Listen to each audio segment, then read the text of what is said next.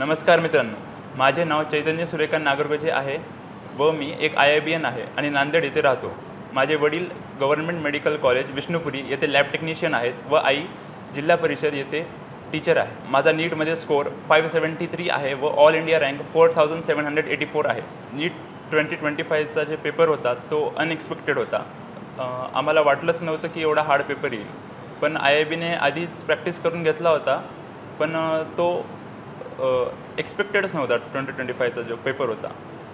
तर paper open केल्यावर आधी वाटलं की पेपर बायोचा जे IIBमध्ये घेतला होता त्याचप्रमाणे होता, तेवढं काही हार्ड नव्हता। 1-2 क्वेश्चन वाटत होते फक्त, पण केमिस्ट्री आणि फिजिक्समध्ये कन्फ्युजिंग क्वेश्चन होते।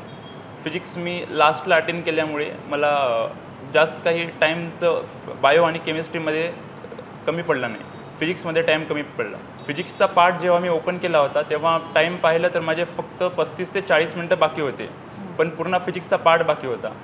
आणि टीम IIBचे फिजिक्स फॅकल्टी नेहमी म्हणते की प्रत्येक वेळेस सगळे क्वेश्चन सॉल्व करणं हे गरजेचं नाही आहे, पण जे क्वेश्चन छोटे आहेत किंवा जे क्वेश्चन तुम्हाला येतात नक्की ते सॉल्व करा, ते तेवढेच मार्क देतात जेवढे मोठे क्वेश्चन देतात। मग पेपर जेव्हा ओपन केला मी तेव्हा मोठे मोठे क्वेश्चन स्किप केले आणि छोटे जे मला येत होते तेवढेच सॉल्व केले मी, आणि 31 क्वेश्चन मी सॉल्व केले 35 मिनटात, आणि त्यापैकी माझे फक्त 2 क्वेश्चन हे चुकले।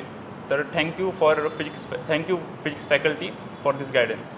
पेपर झाल्यावर मला वाटलं होतं की पेपर खूप टफ गेला मला आणि माझं ह्यावर्षी सिलेक्शन नाही होणार, पण जेव्हा घरी आल्यावर 1 घंटा 1.5 घंटाने IIBमधून कॉल आला होता। फ्रेंड्स वगैरे सगळे इथे आले होते, सरांनी बोलवून घेतले होते। तेव्हा मी इथे आलो, सरांनी सांगितले, गायडन्स दिलं की फक्त IIBचा नाही तर पूर्ण इंडियाचा पेपर हार्ड गेला, तर तुमचं सिलेक्शन होऊन जाईल, तुम्ही काळजी करू नका। त्यांनी मार्गदर्शन केलं। फिजिक्सचे लेंदी क्वेश्चन सॉल्व करण्यासाठी फक्त IIBचे एक्सरसाइजचे क्वेश्चन सॉल्व करणं हे कमी होईल। IIBचे सॉल्व्ड एक्झाम्पल्स जे आहेत, जे मॉड्यूलमध्ये ऑलरेडी प्रिंटेड आहेत, ते लेंदी आणि हार्ड क्वेश्चन्स हे इन्क्लूड करतात, तर ते सॉल्व करणं गरजेचं आहे। आणि चैतन्याला मी नेहमी म्हणाय, चैतन्या थोडं झोप रे, थोडंसं रेस्ट कर, अभ्यास एवढी स्टडी जास्त करू नको।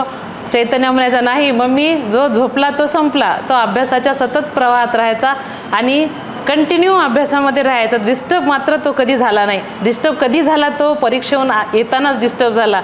परीक्षेचा पेपर जेव्हा झाला आणि तो गाडीत माझ्यासोबत बसला, माझ्याकडे बघला सुद्धा नाही त्याने, इतका पेपर त्याला इतकं वाईट वाटलं। मी 2 वर्ष खूप अभ्यास केला।